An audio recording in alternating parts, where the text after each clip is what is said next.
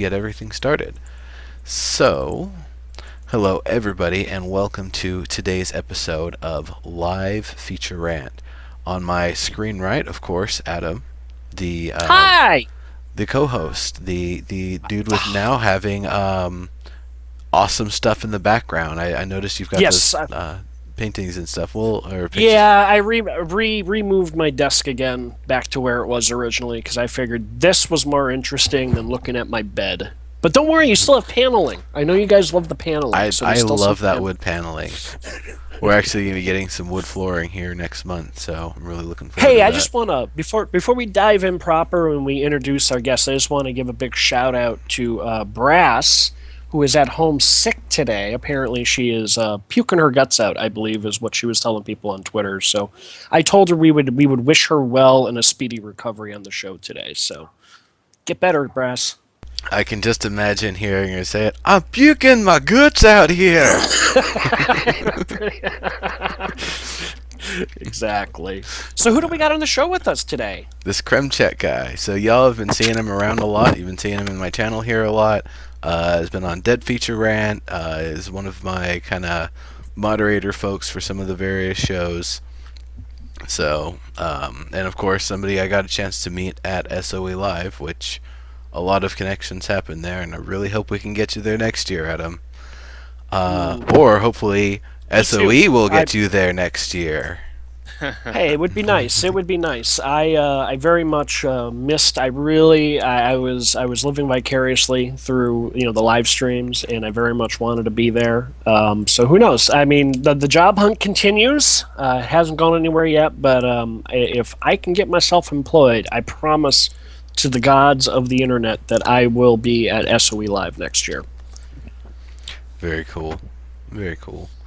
All right. So, Kremchek, why don't you kind of talk about your involvement with Landmark and MMOs and sandboxes and builder games and SOE and all of that sort of fun stuff. Yeah, definitely. I am Kremchek, and I have been playing SOE games since EverQuest in 1999. Played that up until WoW. I played pretty much every MMO since then. Really, what got me interested in Landmark is because I played The Sims, and it's funny, but it's always liked the building part of The Sims, and once I saw. I was really into EQ Next, and I'd been searching for news on that. And when they uh, revealed Landmark, I was super excited, and I've been in it since day one, and I love it. I love building. I love the PvP that has just come out. I think they're going to do really great things with it. Same here. Oh, welcome, welcome, welcome. Thanks. Absolutely. I mean, when they had announced what it was last year, and then they finally announced, Trailblazers, $100 to get in, you get all these features, and you name in the credits, and early start on the early or the open beta content. It's like, here, take my money. I'm hopefully going to make at least that much back with Player Studio over my time playing it. So that's I haven't gotten there yet, but working on it. I think I'm going to start making like one weapon or combat related prop every week on Combat Daily. Do that as like a weekday or a Wednesday feature or something, because it was a lot of Nice. fun. Um, but anyway, let's get into the content. So, Yay! we've got new props that have just been added to Landmark. Yep. We got of course, the ropes last week, and now we've got chains. Uh, while I'm really, really happy that the chains only take one or two iron bars a piece to make them, so it's really, really minimal, resources to get them going. Unfortunately, the ropes all take jute, and I scoured around trying to find jute after the servers came up last week after the update, and I could not find it. Searched high and low, literally surface and caves, every biome, every tier, did not find a one. So people say that they're common, they've got a bunch of them. Bullshit. So I've been suggesting for the past week and a half here or for the past week, I guess, since they came in rather, that they should be plant fiber instead of jute because everybody's got plant fiber. It's something we've got loads of, and if it's an item that we're supposed to be using for the Karen builds, for the workshop, for EverQuest Next, helping the developers design the style for the game, why make it something exclusive like jute rather than plant fiber that we can just run out and grab 100 of it outside of any claim anywhere in the world? Right. I'm sure it wasn't an intentional thing. I'll bet you it's just one of those details someone didn't think about before they hit publish. And now that you guys have brought it up, I'm sure they will change it. I've been continuing to bring it up, and it has not been changed. Well, you know how it goes. They have a laundry list of what needs to go out and get done and blah blah blah, Yeah. so I'm sure it'll get tweaked. Yeah, and there's a decent chance that it's actually being tied to the materials change. There currently all of the cloth materials that were added are listed under dirt. The last four items in dirt. So I made a giant 400,000 voxel chunk of dirt using those materials. So when the materials get switched over to the actual fabric Mm. material, I'll have 400,000 units of it. But I'm thinking that's what's going to happen is that fabric material is what we're going to end up using for the rope, and the jute might just be a placeholder. Kremchek, what are your thoughts on the subject here? The new props being Yeah. added and access to them and all that. Well, for the rope, I mean, I'm kind of I kind of go both ways on it. I think that materials should be hard to get at some point, but right now, Mm. since we're basically just testing the game, it we should have easy access to them. And I'm not saying that they should just give it to us, but they should probably give us a material that's easy to get. When the game comes out, when we're actually playing the full version of the game, we should have to search for it high and low. It shouldn't be easy by any means. Yeah, I can see that. And at that point, there's a lot more emphasis on people going and purchasing the material or the finished prop in bundles off of the market. Just buying 100 rope pack or whatever that's got 25 of the different versions. I could see that being pretty reasonable. Now the Yeah, and jute is the secondary material that pops like once every fourth or fifth plant, right? Something like that, I think. But Something I like think that. you Yeah, actually but have to it's harvest stuff in the world before they actually appear. I don't think they're something uh that spawns when the world it's comes up. okay, all right. It's not like digging dirt and occasionally you get an artifact or something. It's a Right. whole separate plant. Okay, all right. Kremchek, you were gonna say something? Yeah, and that's one thing that they wanted to do with getting the community get together. It's if it's something's going to be really hard and you're a builder and you just don't want to go get it, buy it from someone who just wants to explore and wants to provide you with that. Right, for sure. And creating that sort of economy, so the people that are specializing in different things. The mic cord's getting a little funky there, by the way. Thanks, sir. All better. Yep. So, new props. I'm really excited to see what people are going to do with those. Oh, and the other things that come with the chains is metal rings to affix it to. We had that metal ring prop that existed before, but you couldn't really do that much with it. These actually look like they're more proportioned for the chain props. So if you want to have some shackled voxel person on your wall or something like that, you've got the props for it. There's also hooks. So if you want to have just a big old meat hook and have the chunk of roast beef hanging off of it or whatever, you can do that. Or any other sorts of things. I made, like I said, that hooked club earlier, or the hooked iron club, and it's a weapon. There's hooks on it that are meant to kind of grab and mangle stuff. So it's got a lot of effect. I've seen a lot of cool stuff. I even saw using it as a crescent moon shape for an outhouse. So Oh, nice. There you yeah, go. Yeah, that was actually that was Dave, wasn't it, on the Landmark that was live Dave. show? Yeah. Yep. Okay, but you know what? Really, you know what? Outhouses. You apparently, but speaking of outhouses, I mean, the chains aren't the news this week. It's the toilet. Yeah. The toilet is the prop. Okay, now that's actually a good thing to bring up. We've got a sink that matches a bathtub and a wooden toilet that does not. Who even makes a Well, toilet out of wood? What the hell? Well, look at the basin itself for the toilet. It does match the sink and the bathtub. Eh, I don't know. I don't. If I was putting a bathroom together, I wouldn't put that toilet with that sink and that bathtub. Yeah. I'm sure they'll make variations of it. I'm sure they will. Yeah. Yeah. I thought that was funny when they were asking if the lid will go up and down, and Dave just goes, "The landmark is a game of skill." I like that. Yeah, that was pretty funny. That was pretty funny. Yeah. Let's for see, sure. bathroom. What else was there? And oh yeah, the modular tree. They didn't really talk about that on No. the Well, stream they or didn't. show it They didn't. off, but it's in the Yeah. notes here. Yeah.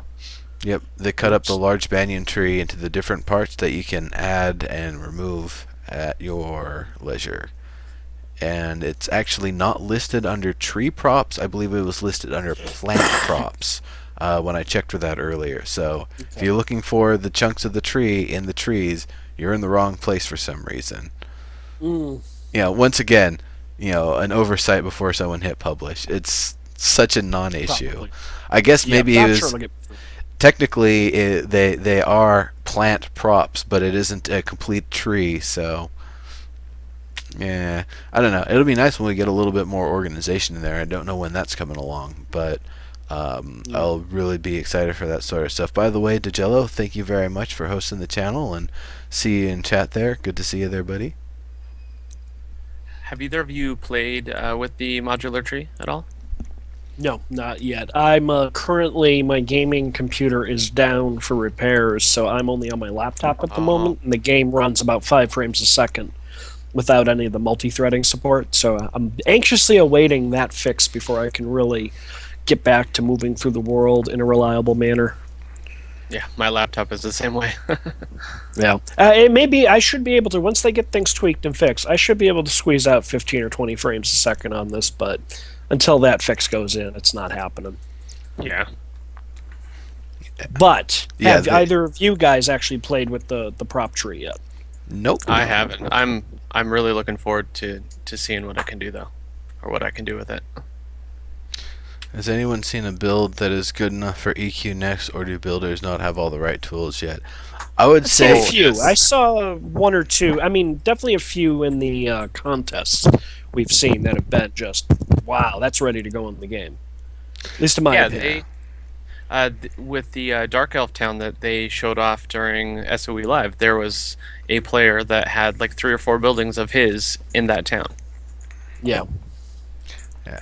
And you know what? I forgot to mention, if I didn't already, we're actually doing the Q&A portion more towards the last half hour of the show. So definitely ask questions. I'll try to save them in the document here, and we'll get to them towards the very end.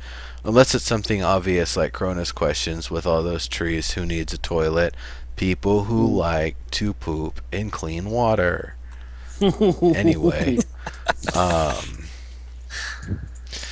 so we got all sorts of fixes that are going to be coming up. They're Yep. looking at That the fixes was the bulk of this week's update. It wasn't a huge update Yeah. per Yeah. se. So yeah. So I'm actually not going to really list all of them off here. Just look at the update notes. There's yeah, it's a lot of polishes. It looks like some claim management stuff was taken care of. They did some fixes and tweaks to the game table. yeah. They made some tweaks to the gallery for the thingamabob. What am I trying to call the player studio? Yep. Let's see. It looks like they made some changes to it's all interface tweaking, marketplace. No bug more fixes. online offline indicators for when your friends teleport around.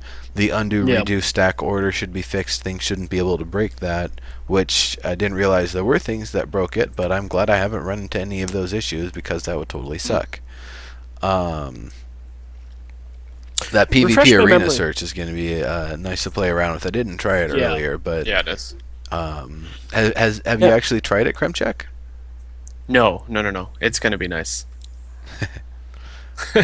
Now Adam. here's one though I saw in the notes and I didn't understand it. What's the translocation pad? Is that just the teleporter pad? Yeah, That- yeah. That's the teleporter, Those yeah. those you cannot have too far away. I don't know what the extent is. They're saying to a far away claim, and I'm not sure if they're talking like 2 claims away, 3 claims away, or if it's even a distant sort of thing, like the bottom of the claim to the top of a claim is far enough for it to not be allowed. I Yeah, think them they were saying talking about teleport to a. off claim. Go ahead. Go I ahead. think they were talking about off claim because people were able to like put them on other claims and they or off their claim is what I've heard, and they were transporting themselves like halfway across the globe. Oh, I see. I see. As opposed to just to the other side of their claim, they were using it Right. to kind of world hop. Ah, Right. gotcha. Yeah, that makes more sense. They would kind of put a stop to that.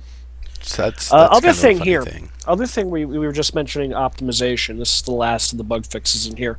As part of the ongoing optimization process, they've reduced the poly count in some of the props. That update has some of the jungle biome props optimized, and the rest of them should trickle out in the near future. Yeah. So it looks like, little by little, we're going to see those fixes going in. So They that's also good. said that there was a pass they did on trees to lower the poly count overall. They're going to look exactly the same, just less polygons to draw them, which is a nice thing to do. There's all sorts of optimizations that can always be made where, we can take away this entire section of, polygons and just make it 2 or 3, and then in terms of any deformation that's caused there, just play with the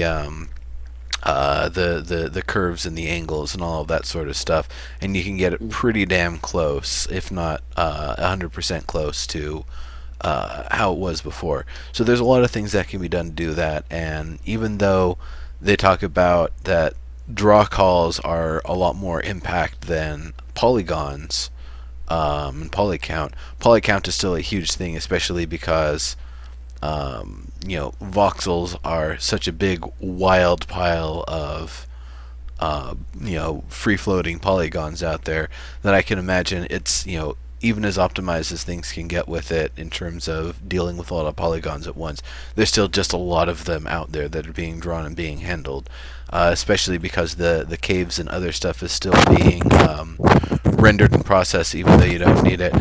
Microphone cord.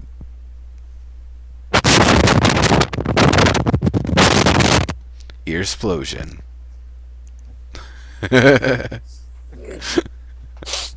Well, What was that? Yep, all better. All better. Okay. I couldn't hear you very well there, though. Yeah, you're super quiet now. Someone Anything get that man a new mic. There you go, much better. No. Okay. All right. So, they've talked about on Friday there's going to be a super special little hot fix, and it's going to bring 2, potentially 3 things. The first is guild size limit of 250. Holy shit, did some people really freak the F out in the chat over this? I'm like, really? You think you're that popular that you're worried about a 250 person limit on a game that you have 1 character per account? I still on. care more that we only get 1 guild and we can't just join like 10 different guilds and have that. Well, be the way to in go. what game have you ever been able to join more than 1 guild on a character? None, When has because that ever there's been? that's one of them holy grails they need to break. Well, that's what they just said. That's what the alliance thing is going to be. You'll be able to tie in different, guilds that way if it's really important. So, I mean, it's not this goes back to a document I wrote a while ago. If I, want to be raiding with my big raiding crew, that's 1 guild I've joined. If I want to be crafting and trading with my crafting and trading buddies, that's another guild I've joined. If I want to be going exploring in the caves, like doing the treasure hunting, Yamino's one of the people that's been really good about that. I would just find where his crew is at and join along with them.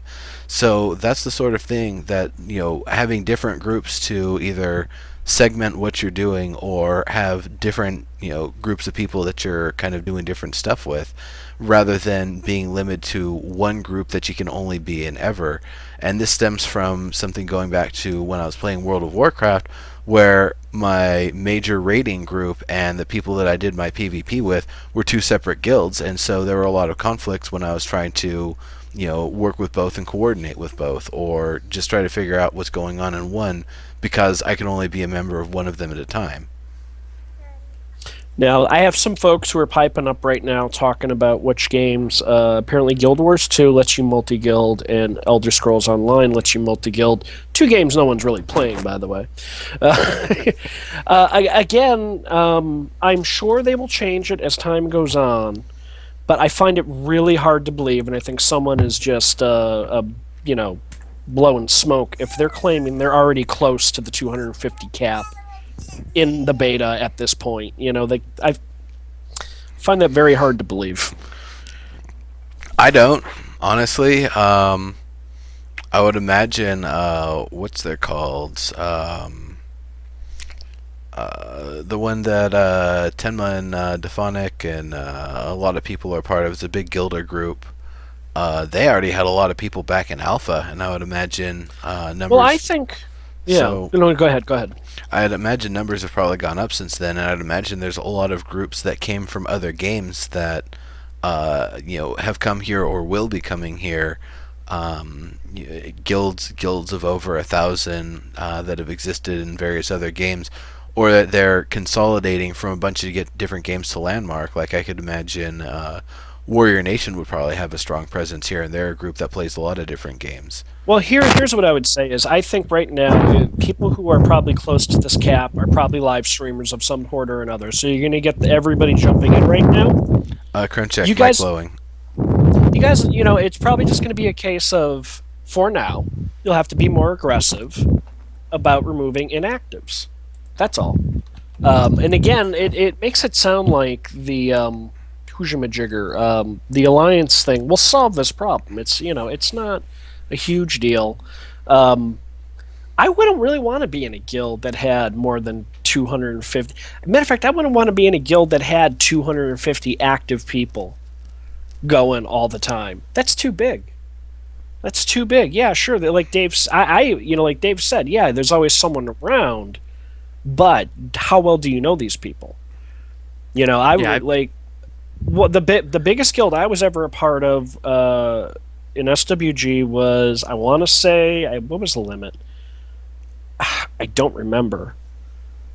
But active player wise, and we had a lot of alts. Like everyone, in a normal MMO, 250 might be low if you have alts. I totally get that. But for a game where you only have a single character per account, 250 seems like an awful lot of people in a guild. They're saying 500 in SWG. That's what it was. And truth be told, of those 500, only 100 were ever really super active. The rest were all alts, really. So, yeah, I'm sure it's not going to be as restrictive as people are making it out to be. But again, I want to bring it back to the way people conduct themselves in the Landmark live chat when these things come up is just heinous. Some of the biggest, most prominent members of our community turn into complete fucking asshats when something goes on in that Landmark live that they don't like. And it's like, quit acting like an asshole. This is not the time to do that. They're just trying, you know what I mean? Like, you spamming chat constantly over and over and over again is just making you look like a dick. It's not helping the situation in that moment. It's a knee-jerk reaction. I mean, a lot of Yeah. people haven't really taken the time to think it out and the implications of it and give it a chance to work. So it's just, initial thoughts, and if other people are going to have an explosive response, why not join along? Kremchek, did you see any of that stuff going on? I honestly wasn't looking at chat at that exact point during the show.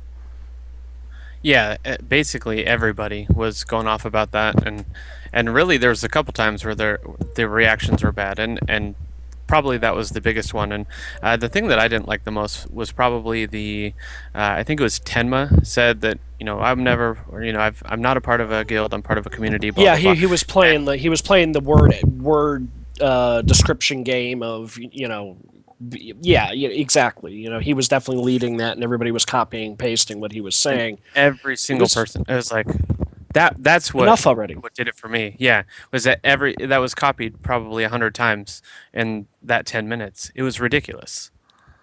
Yeah, and shoot, you know what? Never mind me. I was just gonna say something, and I completely lost my train of thought there. Never mind. I will say 250 is honestly arbitrary. 250 is a number that I know was popular for a while in video games because 256 before you have to add on another bit to be able to represent more data. So there's definitely a lot of 250 just being the thing because it's what people are used to. And to be perfectly honest, it's just as much more than enough as it is not nearly enough, just depending on once again who's going to be in, and also how long it's actually going to be before before open beta comes through, and what's going to be done between now and then. I really don't see too many groups filling up 250 people, even with alts, until open beta. There's a lot of accounts in Landmark. There are not a lot of people playing. It's still I know a what I very was small gonna amount. I know what I was going to say. I thought I had wandered into the H1Z1 chat during Landmark Live. That's what I thought had happened there. Like, that's what it looked Oh like. no!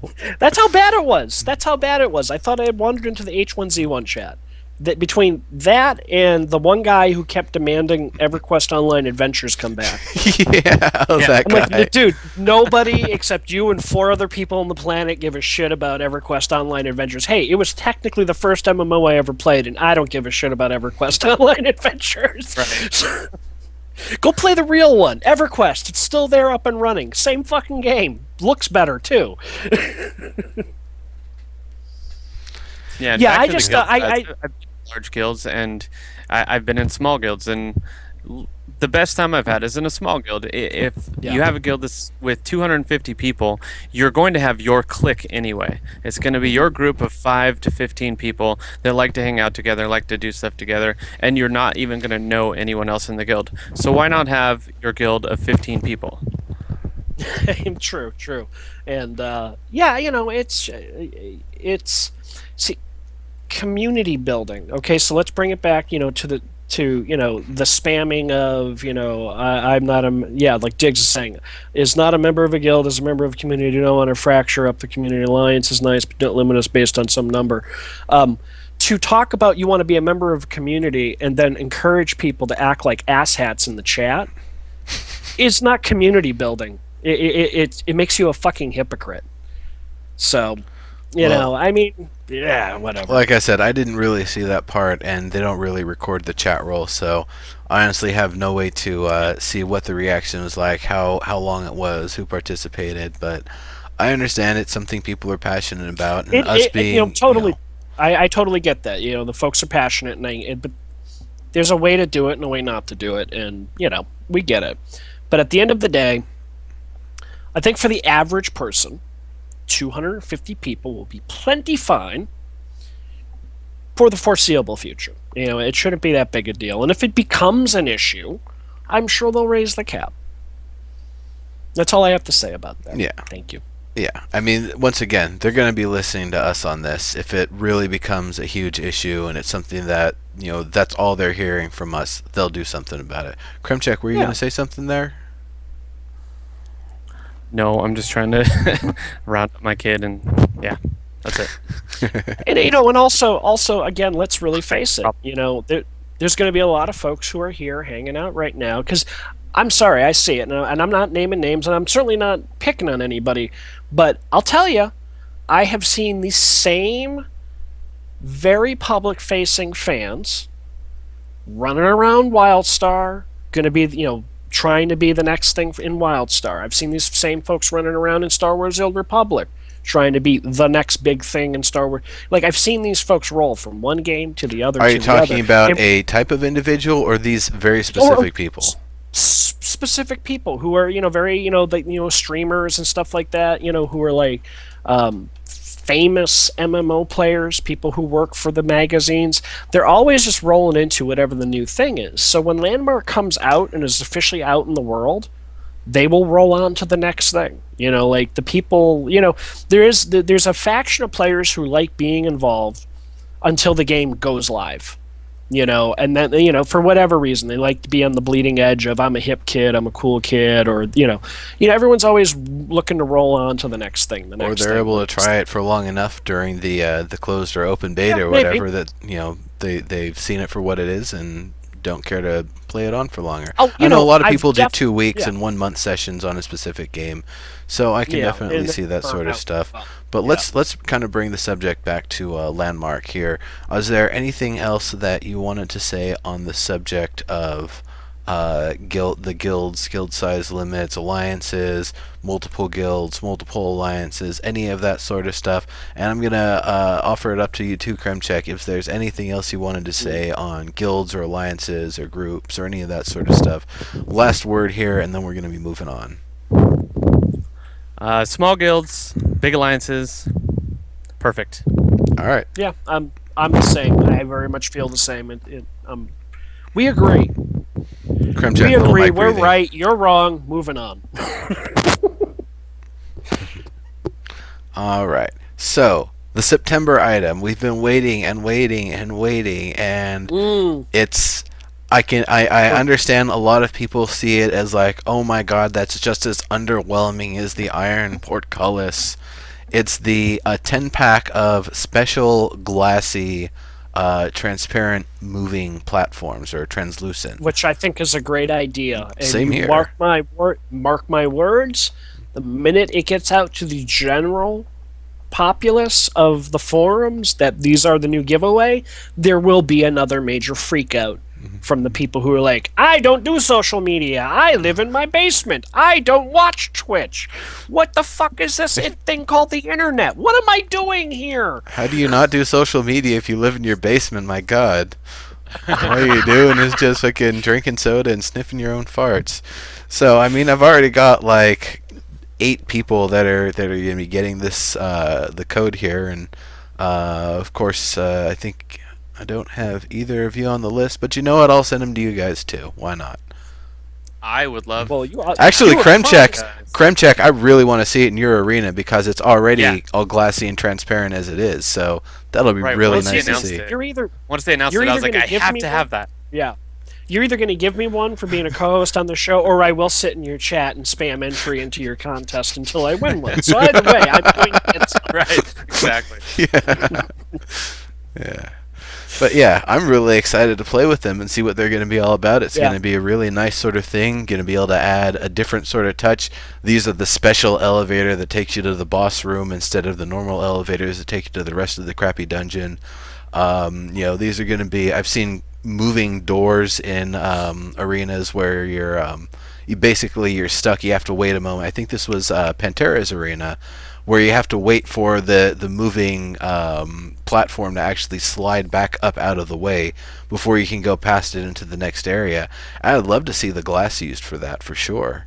So there's going to be a lot of really awesome stuff that people are going to be able to do with it, and I'm really excited. Just seeing I want to see if people can make it flip, like you put one endpoint out this way and the other endpoint out this way, and see if it'll just do this, back and forth kind of swinging action.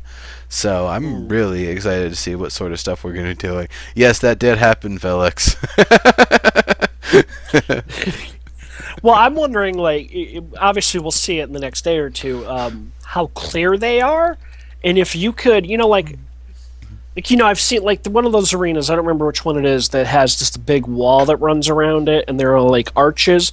What if you found a way to have the mover just go up to be like a glass door, but it's clear enough that you can't quite tell if it's up or not? You know what I mean? And then you do something that forces players to have to move through that quickly. Hell, you have a flinger set up to send them through something, and you have this piece of glass that goes back and forth where they might actually hit it as they try and go through. That's awesome. And then, of course, you have a bunch of mines around there, so if they fail, they get blown up. Yes. Has anyone seen TNT and mines being used in game yet? I have not. Yeah. Oh, yeah. I've got it. I've seen mines and neuros. Yeah, one of my builds, it's pretty much a very fast-paced arena. There's a lot of angles to hit everybody, 5 capture points, and if you're not on a platform where there's the capture point, you're probably on a platform where there's a proximity mine. You're only supposed to have them, or you're only supposed to use those platforms as a way to get from point A to point B. Nobody gets to keep any space in the arena. You only get to stay there long enough to capture something before you get ambushed from a bow from another platform, a staff from below, or a sword from wherever. So it's it's got a lot of really fun stuff going on with it, and a lot of those explosives. Other than that, I've seen people using the dynamite. They're actually pretty cheap to make, but they blow off a lot of material and can quickly break an arena. Like if a wall is only 3 thick, yeah, you can blow through that with 1 or 2 easily, and then you've made a hole that wasn't intended to be there, which I liked with Red Faction and Red Faction 2, though I didn't really get to do too much of the PvP with those. Well, that was the whole thing with Red Faction. Was its whole game was that yeah, you could just. I mean, in the whatever the last Red Faction was, all of the Red Faction games That was what actually they were had about. yeah, it was kind of the whole gimmick of the game was the destructible environments and stuff. So Yeah.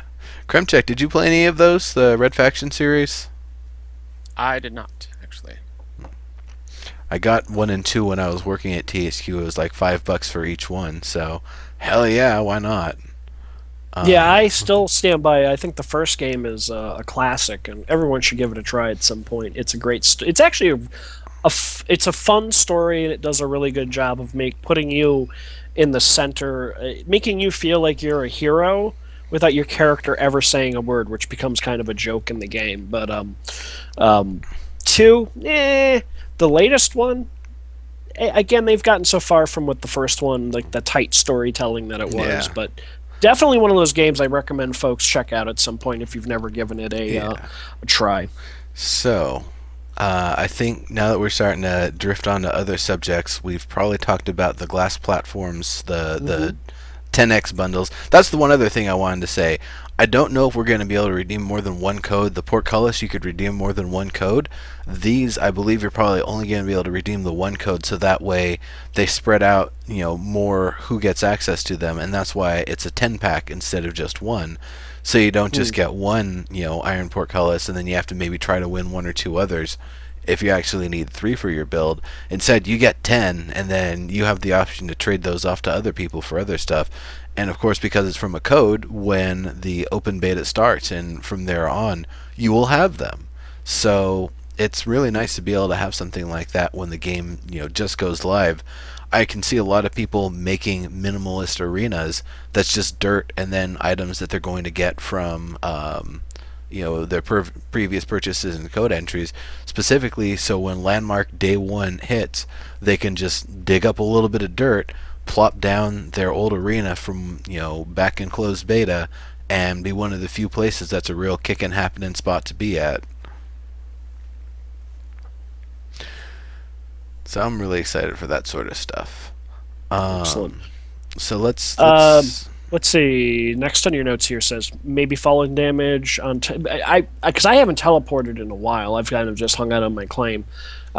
Is that happening? You're taking damage when you teleport? if you teleport somewhere and you do anything except stay still until everything 100% is completely finished loading, you will take anywhere from 600 armor health damage, or 600 damage rather, to I think the highest I got was like 3,333 or something. Gotcha. It's usually 2,000. I found 1,000 or 2,000, but I'm pretty sure what's happening, and they said it on the show that it's an order of operations, is that first it does the put you at the very top of the world. Second, it detects your location relative to the terrain below. Third, it puts you in that position. And fourth, it sets you as invulnerable to gravity damage because you're still teleporting. So the invulnerability comes after everything else is loaded. So if you move or take any action while that's going on, it interrupts it, and then you take the full falling damage. Gotcha. The most Gotcha. the most annoying thing to me about teleporting, it happens at least when I'm teleporting to somebody, is it puts me well below them. So if someone's teleporting to me when I'm on my claim is right above water and it has glass over the entire surface of the water. Yeah, it does. So they just get teleported under the water, and so you have to swim Ugh. out of that and come back. For me, like if I teleport to Neuro's claim, it'll put me completely under the claim, and I'll have to get up, find a way up Yeah. into the claim. I have noticed that my claim is sort of on the top at the corner, really like literally on a mountain at the edge, so I have this look out over the forest. whenever I teleport there, it never puts me like on top of the mountain. It always puts me like down the mountain, like near my claim, but all like I always have to like grapple up to get back up there, you know. Yeah, So exactly. there's definitely something going on with the geometry and the way the game is seeing where you are for sure. Yeah. Yeah. So that'll be really nice when that gets fixed up. So they're saying probably hopefully Friday. Hopefully Friday with a little mini update that they're going to be doing, update fix. Gotcha. Um, So the rest of this is what they talked about. What's coming down in the next couple of weeks, right? yeah. What they're working on currently right now in house. And they gave a soft date of either the 24th or the 1st for multi-threading, but then he said we might also shoot beyond that anyway, so Yeah, so much and for a date. yeah. Well, Or it might be December of people. 2016. Yeah. Well, I mean, that's why traditionally SOE in the past, again, going back to their old days, used to be very tight-lipped about dates. It was always months. Here's 6 months out. We're hoping like they're very tight-lipped about what they were working on and what was coming down the road in all of their games. So again, what they're doing now is very different for not only them but for a lot of game makers right now, and they're being as open with us as possible. So I'm totally forgiving if they say, "Hey, it's going to be here at the very end of the month," and then they say, it's going to be another week or two. Cool, you know what I mean? I mean, again, we're in closed beta, it's fine, but yeah, soft date, tentative. Sure that they will run into issues that will need to be fixed. For sure. I think what they're giving us, a lot of people are like, "Oh, we want hard dates." I think what they're giving us is so far above my expectations personally Mm. that I could never complain about anything that they're doing in that regard. Yeah, Yeah. and I don't mean to sound. I get accused often in this chat of being a shill for SOE, but they really have been doing amazing things with this development process. I'm just Yeah, completely and definitely. utterly blown away, and I really love and value that they have gotten to this point that they're involving us. And let's face it, I mean, everything that's awesome that has been coming out of this development, these new things, these new tweaks, is because you guys are involved right now in building crazy shit and bending the game and breaking the game and doing all this crazy stuff with voxels. And so yeah, it's awesome. I'm just very happy, and it's easy, and again, I'm older, and I've been gaming for a long, long, long, long time. Maybe I'm just a little more patient about it, but I'm very happy to be where we are and what they're doing. And so like I said, if they give me a date and then things get pushed off a couple weeks, it's cool. Yeah, Yeah. it for sucks, sure. but it's cool. And it's definitely something they're trying to be as open about it as possible without compromising their own process or making things such a big hassle that more of what they're doing is trying to keep up on keeping promises rather than being able to maintain a steady workflow on the stuff they need to be working on at the time they need to be working on it. So, keeping things flexible. They've been trying to give us a plan, and it changes here and there, and that's totally fine. They've been saying the entire time nothing is ever set in stone. This is Yep. just a guide. This is just, And and how things are Nero, potentially going to go. you've been involved with development. You're playing with game design and all of that, and you've definitely worked on games in the past. Game design is fluid and changes, and like what we see them do, like we're doing this, oh shoot, now we have to change because of this is common, this is the way games get developed behind the scenes, right? We're just getting the chance of seeing it out in the open now. Yeah, I mean that's definitely how the agile development system works. How it's designed is that you've got, periods of time that you start on a feature or a set of features, and then you iterate on it, and by the end of that period of time, you either have it finished or you have as much work that you can loop back in all the work that you've put in on it in the final product or in the larger project or whatever, and be able to see those gains and those improvements. Whether you're optimizing something, whether you're building a new functionality, adding a new type of art piece, whatever it is, it's usually done in this kind of segmented way. While the teams are definitely working together with one another, I don't really think that the art folks and the programmers are meeting every day or multiple times a day to make a lot of hard decisions on stuff, or because there's a lot of assets that they need to pass back and forth between each other, and they probably wouldn't be the people meeting there anyway. That's more the producer's job, is to make sure that everybody has all the stuff that they need. So it's kind of an interesting sort of thing. But yeah, this is definitely, we're getting a pretty decent slice of what it actually means to be working on a game from the outsider's perspective. We're not on the team, on the floor, working with everybody, seeing all the bits and pieces move, but we're at least able to kind of, those fancy orange juice machines they have on cruise ships and stuff, where you see all the gears, you see the orange go through and get smashed and all of that. We're getting to see that at least from a safe distance. So. And I just want to point out, and the reason I'm so patient and cool about this is I have been playing SOE games when they haven't been this cool, and there was a time when they weren't. It gets Star Wars Galaxies and its new game experience really fucked over a lot of people, and it's nice they have learned from that, and they really have gone back in the other direction. So. There's a reason people get on the bandwagon or get on the soapbox and praise them for what they're doing, especially those of us been around a long time, is because we've seen the extreme go from one to the other. So there you go. I was going to make a comment there, now EQ and classic rock, back in the days when Metallica was still considered metal, but no, I think by 1999 they were starting to be called classic rock anyway, so never mind that. Well, for those wondering about that, I made a joke that Soulsec Row is the name of my Kiss cover band. Nice. I see that there. Good one. So they talked about this month they're going to be working on a lot of things other than the optimization and the multi-threading, which is huge.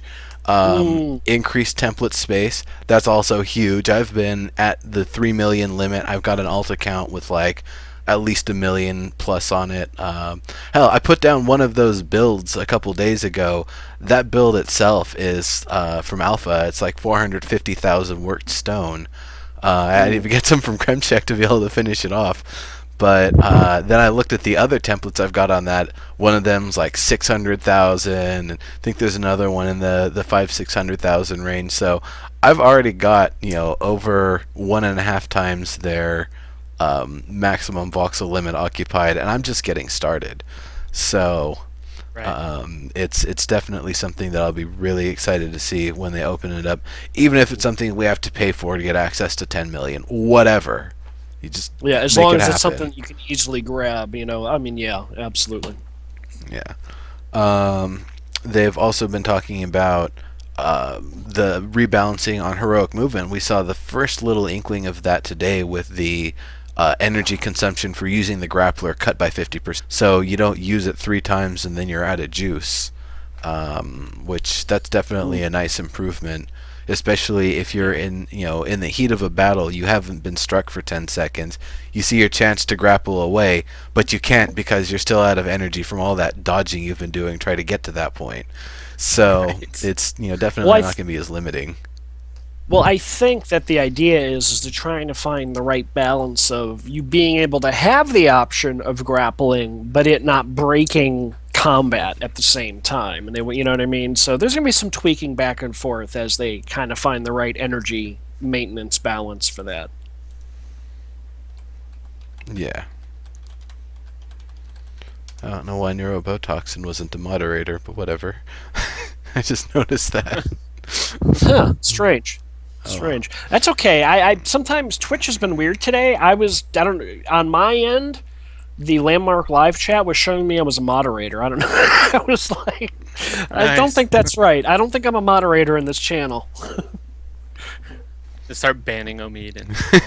I actually went to try and ban the kid who kept asking for the EverQuest Online Adventures to come back just to see if it would work. That would be great. So yeah, heroic movement balancing is gonna be nice because I think it's also gonna come with potentially preparing for more heroic movement items to actually be added.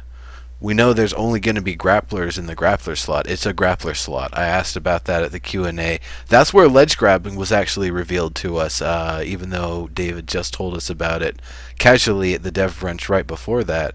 But yeah, that Nice. the grappler is the only item right now that they're planning to ever have in that slot.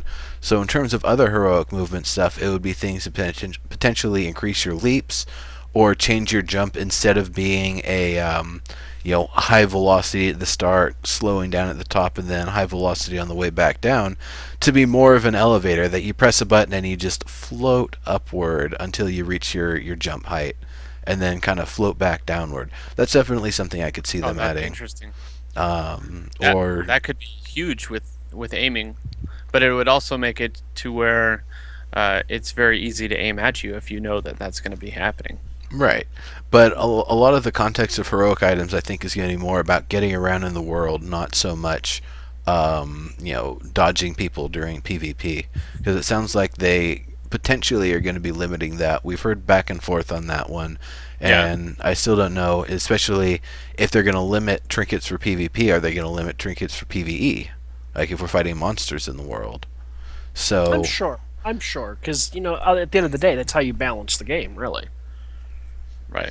kinda. I You don't can't. know. I'd like the monsters to be able to chase me as fast as I can move away from them and be able to have, the quality and fidelity of movement that if I go and grapple away, they can find some way to chase me rather than just, breaking off. It's like, oh, I'm a standard mob in a standard MMO and you just broke my Right. path. Yeah. Yeah, I hate that stuff. I'm really hoping that they'll find ways that maybe they can climb over the voxes. You got a sheer wall that you've hooked up to the top. Fine, they start just climbing up the wall. However it's got to work. I really hope more intelligent mobs, not the initial stuff we're getting, but more of the intelligent stuff we'll get later on, will actually be able to chase us down and really be a threat. And And not just fall down the cliff or yeah, like walk up the cliff or go through the cliff to get to us. Like they actually have to implement some kind of heroic movement themselves to do it. a little part of Kinos. Yeah, that Capus, we're going to be checking that out on Content and Creations. It was actually they actually used the application system. By the way, everybody, if you want to be on Content and Creations Live Feature Rant or Dead Feature Rant, there's applications down below. Just fill in for the link and we'll get you on. So we were talking a little bit. Sorry, were you going to say something?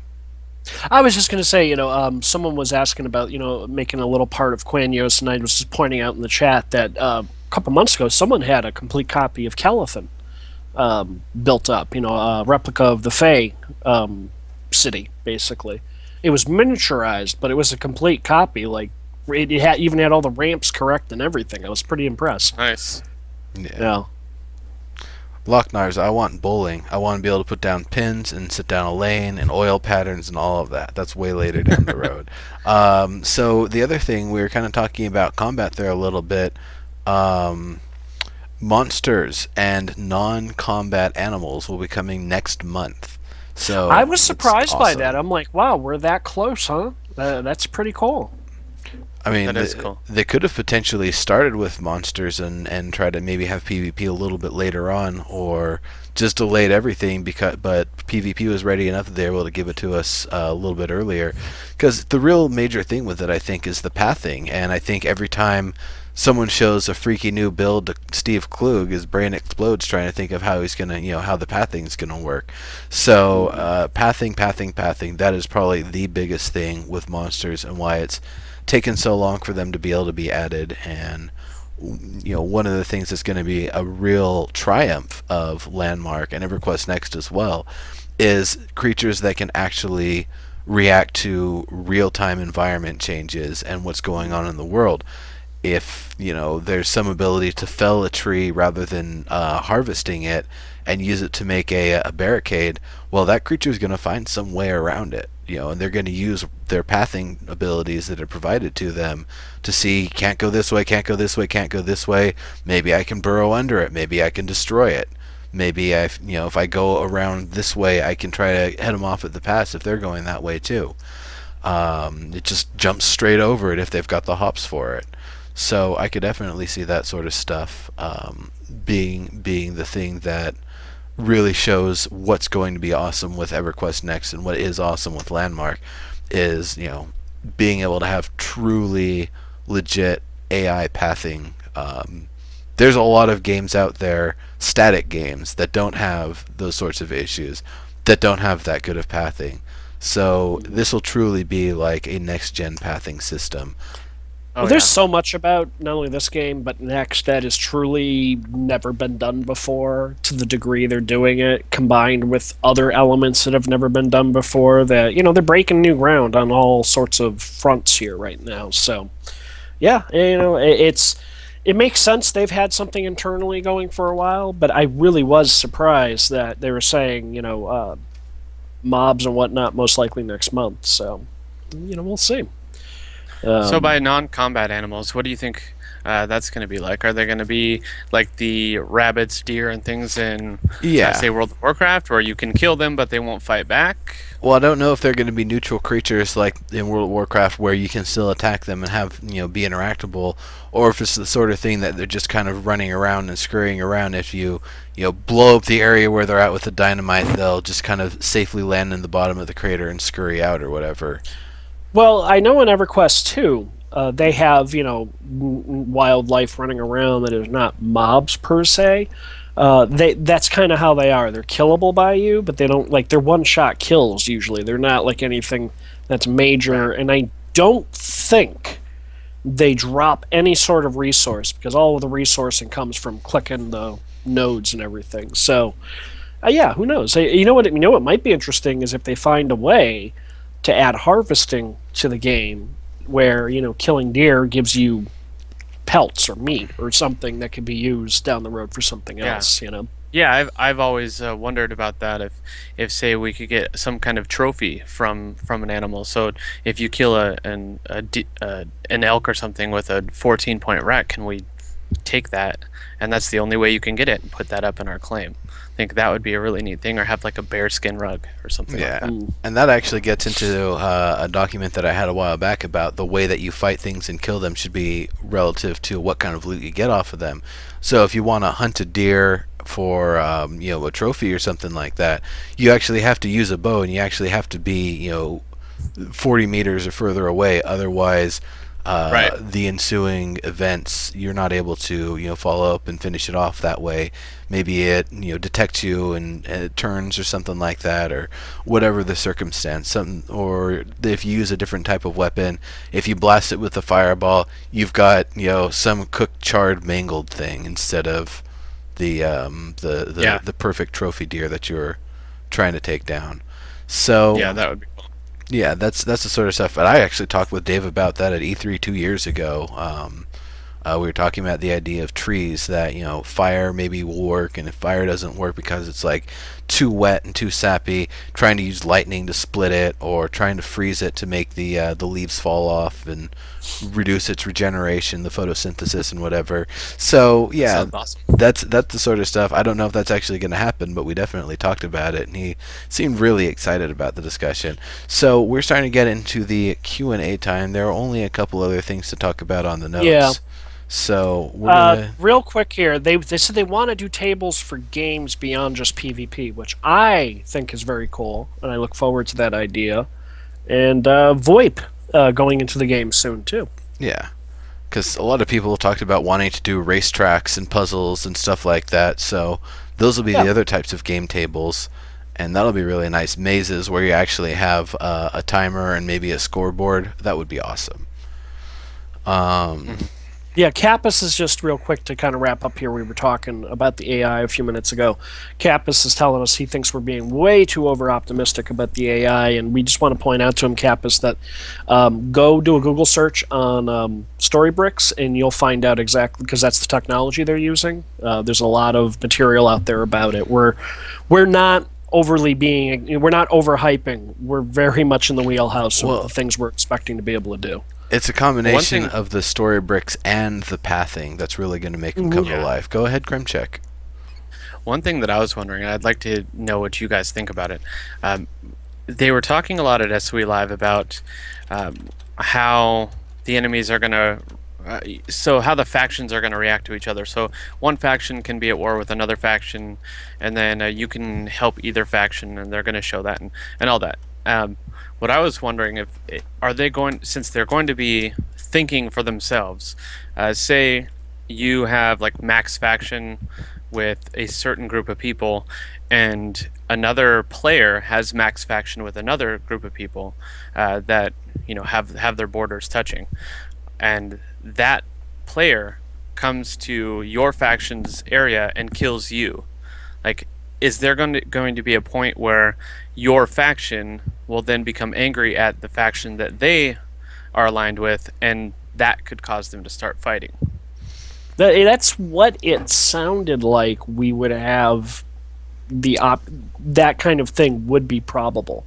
You know, at least that's the way I interpreted it. I mean, it sounded like it was going to be intelligent, and depending on what you personally did, would impact how everything reacted to you in the world. So, But you, as an individual, aren't considered a member of any faction. You're kind of a roaming agent. You might be liked by a specific faction or hated by another one, but if I'm, fighting against the Dark Elves, protecting the Dryads, and holding off the undead, and all of a sudden I go over, one zone over to where the dwarves have their little encampment, and they've got some other struggle going on, and I go and kill a dwarf, suddenly I'm not going to see a bunch of dwarves run over and start attacking the Dryads. They've A, already got their own engagement going on, and B, I am doing this as a rogue element, not as a member of the Dryads or the, I guess, wood elves that put them there. yeah, I don't think it was going to be a racial thing. I thought it was going to be based on your behavior. Like they had made the example of, you know, traditionally in a game, go kill the 20 orcs. Go to Crushbone and kill orcs till your eyes bleed, right? Um, And eventually, in games like EverQuest 2, your faction drops to negative 10,000, and then they always attack you on sight, kind of a thing. Hmm. But they're always standing in that same spot. The idea would be if players are always going to the same spot to kill the orcs are going to figure out, shit, we should go somewhere else, and they're going to move away from, it will react to what we are doing to them in the world. But I didn't get the impression it was going to be necessarily racial based, but based on action.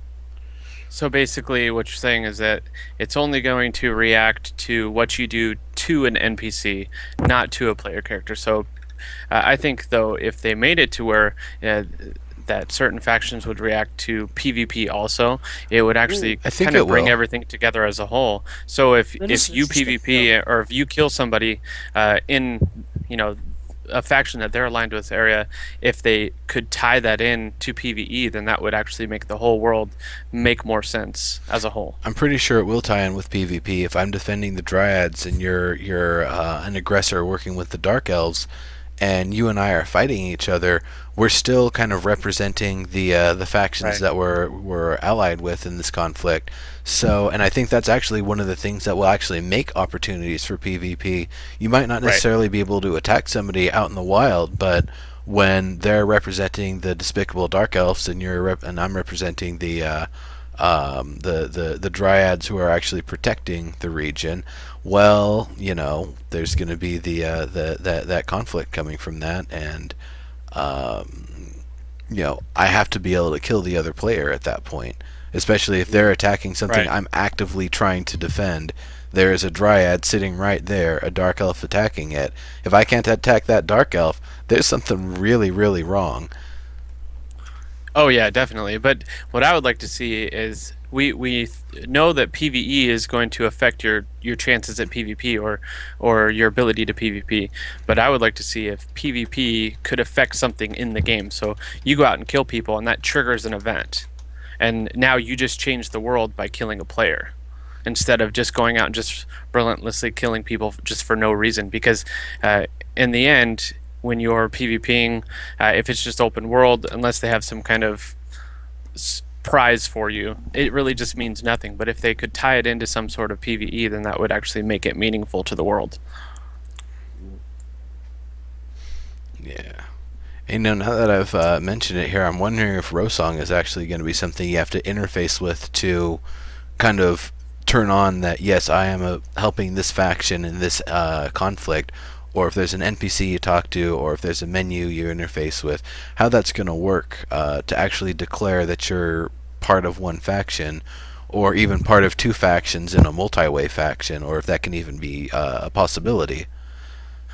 I think what they said was just it's just going to be a magic book that just keeps track of what you do. So think of it as like your own little video camera that records Journal. everything you're Well, doing. it's got that, but it also you can basically ask it like what's going on in the world and Right, try right, to figure out about sorts of stuff like stuff that you'd probably look up on a wiki, where to find certain materials, recipes that you already know and can make, stuff like that.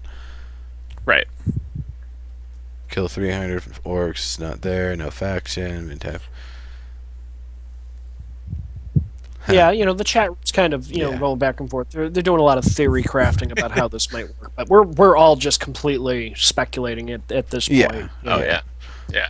But yeah, like I said, chat, if you've got questions about anything Landmark related, EverQuest Next related, asking us about anything, anything about the lore, anything about gameplay, anything about upcoming stuff, anything at all, anything about previous things with the game, shoot, put it out there.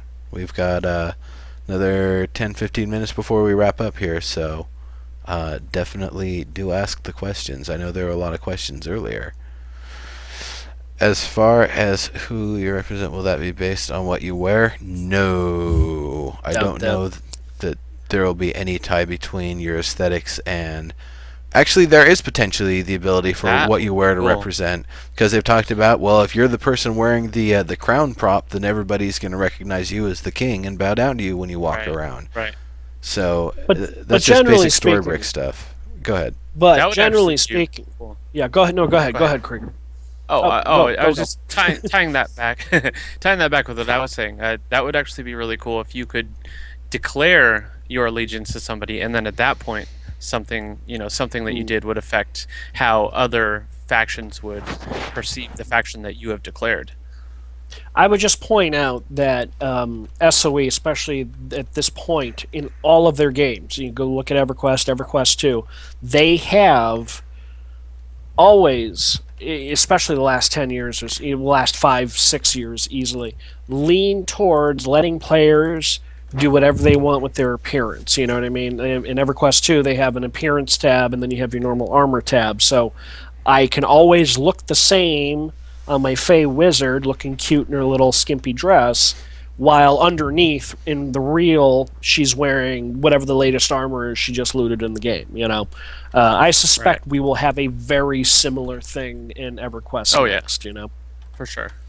So we've got a couple of questions here. One from DWS6969. How long before gravity-based materials happen?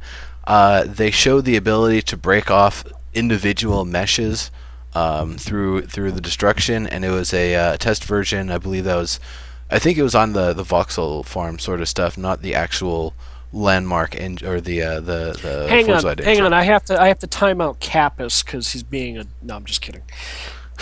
He's telling me Faye are the dumbest race ever. Kappas, you can go. You're done. Faye is awesome. My Faye is adorable. And Well, she they're will gonna have to drop- keep Faye because they she got will rid drop- of She will drop a comet on your head and one shot kill you. So get over it. And she's this big. Yeah, no, tiny casters are definitely just as Fun. much for min-maxers who want to be hidden in a group of large things as they are, people True. that like, that proportionality sort of stuff. But yeah, the gravity-based materials, that's not something we can really answer. It's a technical thing that they're going to get in as soon Now, as they here's a can. question. As far as the gravity-based materials, because you were there, and when I vaguely heard this on the live stream, I got worried. Do I have to worry about my crafting outpost falling in on itself when this goes in? Because you've seen it. I have no pillars holding up the top 2 floors. They float there. Right now, if you made an area live with the voxel meshes and gravity, I'm not 100% sure if floating platforms and stuff like that are just going to crumble and fall, or if everything stays in place unless you specifically break a chunk off. If I've got like a floating rectangle, I have to cut a Yeah. hole out of the middle for that inner part to fall off, sort of thing. So I really don't Yeah. know, and they might not have it 100% themselves. They did show one build that's like had a whole bunch of particles, and they were saying, yeah, if that build was done with the voxel with the gravity, or maybe they even showed it, that it'd all just be a pile of little voxel craplings on the ground there. Well, we know that sci-fi is in the game. Obviously, the sci-fi builds are big, and they're going to be, a lot of sci-fi stuff is zero gravity. So, I Mhm. think that they said something about not, if you want something to be zero gravity, that's still a possibility. Gotcha. Once you break something off of there, it's no longer part of that build, so that will fall.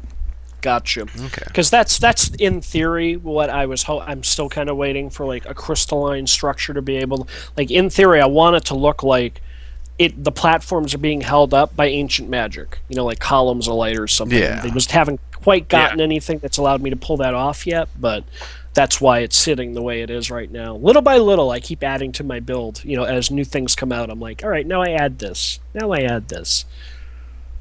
Yeah, I don't know if it'd be zero G voxel so much as a zero G volume that you've put in an area, and anything Gotcha. contained in that Right. area is considered zero gravity. That's probably how No, I would try Shatari- to design it. Yeah, Shatari is saying at SOE Live, Dave said they would never make it to where our builds would fall over if we didn't want them to. Right. Okay, so it does sound Right. like their intention is to give us complete control over that. I Gotcha. I still think it actually has to be activated with a game table before stuff would fall over anyway. So, Gotcha. you'd be That's fine probably on true. that Yeah. anyway. So we had another question here. For EQN, do you think there will be livestock, and if so, what role do you think they'll play as a resource or possibly a reason for faction conflict? Yes, there should Yep. be livestock.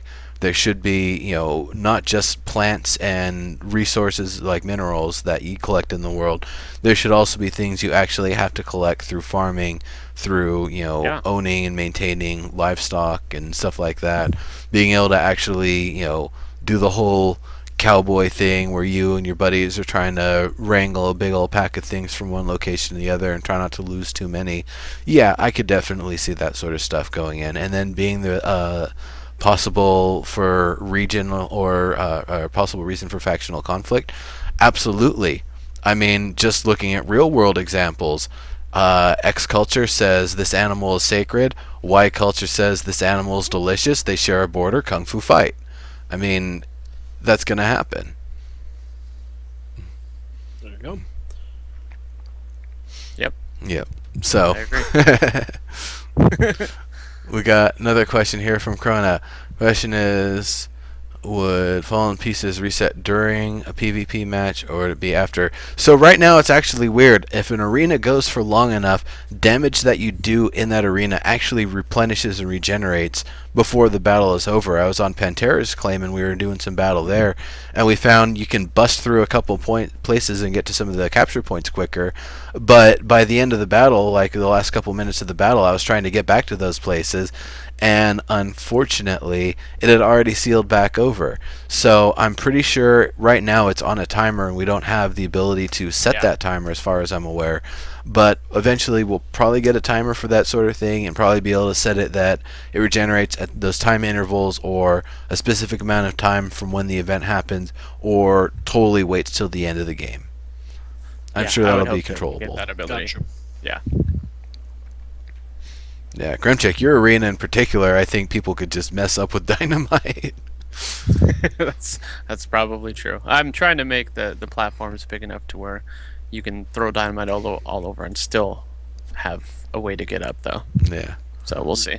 I don't know. You're probably going to need to use prop glass. Oh, well.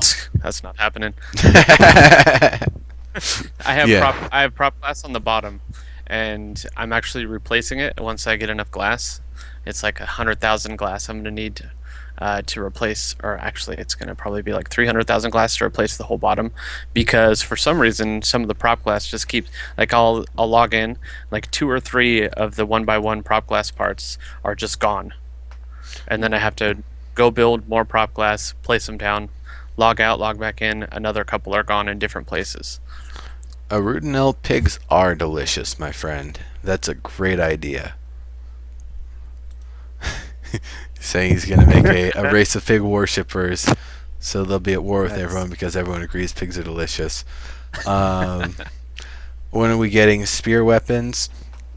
I don't know. When are we getting the laser gun? When are we getting a buzzsaw launcher? When are we getting there's a lot of things that they're going to include over the course of the game. It's going to be a really fun process to see what kind of stuff they add, all the patterns and techniques and the left click and right click combinations and stuff. Right now, they're not ready for that. Right now, it's And yeah, remember that right now the weapons we have are total placeholders. That things Yeah. are going to be changing. So yeah. I mean, as soon And as body I- armor goes in, I'm pretty sure things are going to change. Sorry, Kremchek, go ahead. Oh no, I was just gonna say I would think that they're going to work on the balancing and getting the PVE out and getting all of those in place before they actually add more weapons, because it just doesn't matter until we have more of the systems to get more weapons out. It just doesn't make any difference. yeah, there's some other stuff they need to do before they backtrack, go to the weapons, and then kind of re-itemize in the table like what's what and what's doing what and what. Right now you make weapons with dirt, or no, there's no cost no for material, making yep. yeah, no material for making weapons. We know that's going to change down the road. Right now these are just kind of here so you guys can start playing with PvP so they see what needs to be done. So I'm Right. sure the spear weapon will come down the road once those other things are done. And In this armor, being they said- Yeah, go ahead. this being a game that really doesn't have any kind of direction, really. This is sci-fi, fantasy, modern, anything. We're gonna have more weapon types in this game than probably any game you've ever seen before. But it's gonna take Because time they to get don't all have a this out. lore. Yeah, because they don't have a lore to Exactly. tie them to. Like the idea of the lore is all these multiple. We're almost in the multiverse where everything's falling in. So we have the option of adding all sorts of crazy stuff from now until the Yeah. game sunsets. So The way they actually- explained it is specifically that we are travelers who can pierce this veil between planes. A lot of things can do and get through, but a few things can. We players, our player characters can. Potentially other creatures and entities and technology can. So it's it's something that they can do whatever they want with it. If somebody has the ability to make up an entirely new genre and use Landmark as the place to execute it, we created a new genre. Like that's what's going on with Landmark. It is definitely a multi-genre, omni-genre sandbox, builder, harvester, combat, interactions, everything game, and it's getting really awesome. We started with bacon and now we're ending with pork, so And Arundel saying, a steampunk wizard with a plasma sword and 9mm submachine gun riding a cybernetic pig. Newsflash, I'm the guy that would do that. So, yes, this is the game for me. And it will happen. Yes. no, will. hold on a second. If you're a steampunk wizard, then we have to start describing what the plasma sword is. Are we talking about like a lightsaber? Are we talking about a sword that just happens? Yep, here comes the lightsaber. Plasma energy, like from the sun, that's being teleported into the shape of a blade on your, what the hell is going on? So, that 9mm submachine gun, that's not even steampunk anymore. So then a cybernetic, that's Well, not a it doesn't matter, steampunk. 'cause That's it's not a genre steampunk agnostic. wizard You at can that have whatever point you anymore. All right, so There's let's my plasma sword. indeed. All What right. happens when you hit it, or when something hits it? Oh, hang on. You want me to do that for you? Yeah, might as well show off the. There you go. It glows different colors. It's awesome. So, Yeah, it does the white for the blast reflect. Yeah. Anyway, go ahead. all right. So I am going to get us into wrap-up mode here. We've got just a few minutes left, so I want to make sure everybody has time to talk about all of their stuff, and before we wrap up here. So, of course, y'all know who I am. I do all sorts of stuff. There's this show, Combat Daily, the Who's Gaming Now stuff. If you want free games, definitely go there. Check out awesome stuff. You might see a game that you want to buy instead of just trying to win. A lot of really cool stuff. Anyway, there's that, and of course, Content and Creations is now 1 to 5 p.m. Pacific time every Sunday. Moved the time back there a little bit so it feeds into Evercast a little bit better, because that's a show I love watch. And other than that, there's this show. Apply if you want to be on. There's the links down below. Just hit the application, fill it in. There's not really, it's like not asking for anything too freaky, so just fill it out. Kremchek did. Wrong side of the screen. And yeah, that's me. So while these other two fellas wrap it up, I'm going to be handling the giveaway stuff. So Adam, why don't you kind of talk about your stuff here real quick? I am on Twitch, obviously, as you see in the chat room, but I'm not really much of a live streamer, at least currently not right now.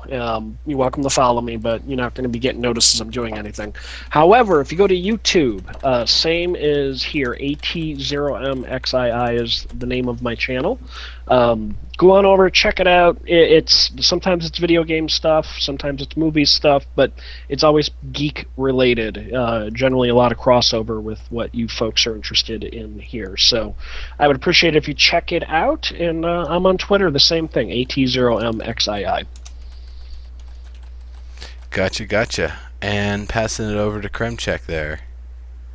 Yeah, I'm Kremchek. You can follow me here on Twitch at Kremchek, and I will be streaming shortly. I just tried to stream a couple days ago and figured out I needed a new rig, so that has been ordered and it's being shipped right now. And apparently I need a new microphone as well, so that will be happening shortly as well. And so hopefully I'll be going. Go ahead. No, finish yours. Do what you gotta do. Okay. So hopefully I'll be getting that up and running in about a week or two. I'll be streaming Landmark, World of Warcraft, Star Wars, really any kind of MMO. I just love playing, so I'll just probably be doing a little bit of everything. I'll probably still be doing Xbox, Madden, sports game type things as well. You can follow me on Twitter. I'm at Kremchek21, and yeah, I'm awesome. So awesome. Follow. Cool. I just want to throw out here real quick. For those who don't know, my mixer crapped out on my setup, which is why I'm on the headset instead of the regular mic right now. I have an Amazon gift page up with a new microphone that'll replace both of those. So if someone's feeling really bad for me, I'm $50 short of being able to buy the new mic. So if someone wants to send me an Amazon gift card to help me out, hit me up and I'll point you on how to do that. But I just figured I would mention it because you mentioned microphones, so it reminded me. Gotcha. All right, so getting into the end of the show here. Yeah, normally I give 2 minutes for the giveaways. That's fine. It's not like there's that many folks here. So you know what? Let's move this party along over to our buddy Chip GM, because I noticed he was streaming a little bit earlier. He's been on in the past, but I'm not 100% sure if his schedule works out that he'll be able to be on again here, but definitely somebody awesome. Head over to that channel, go give him a follow there, and I'll be hanging out here to try to figure out what we're going to do with the giveaway stuff. So that is it for the show. Thank you all for coming. This has been, of course, a live feature rant, and we will be back same time next week. Not sure who the guest is going to be. Might be someone awesome, might be someone really awesome. Generally, at least one of those, if not both. So. But don't worry, no matter how awesome they are, I'm here to pull the whole show down. Yeah. It'll be the same nonsense you get every week. Don't worry. And I'm going to try to strong arm Neuro to let me back on at some point, so there you go. Yep. All right, everybody. See you later. Have a good one. Have a good one.